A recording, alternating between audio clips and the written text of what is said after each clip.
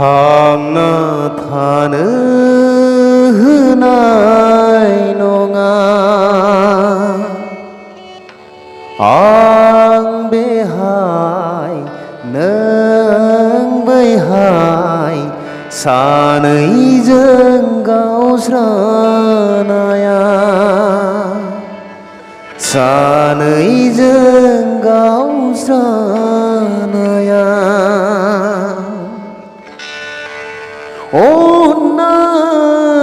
अन्नाय अन्नाय नंखाय अन्नाय अन्नाय अन्नाय नंखाय अन्नाय नोंखौ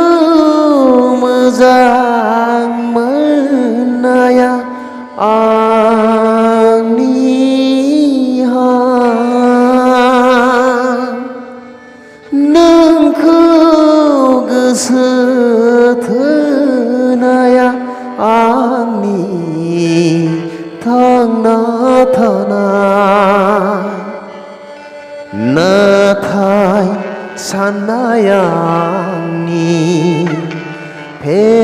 फेलें जाबाय अगेन नोंनि फान्दायनाया थेर बेथेर जाबाय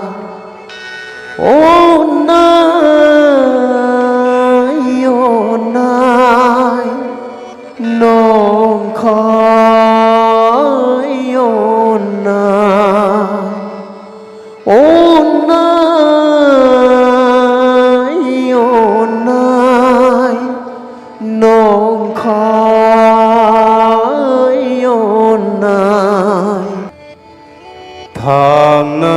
थानो होनाय नङा आं बेहाय नों बैहाय सानैजों गावस्रानाया सानैजों गावस्रानाया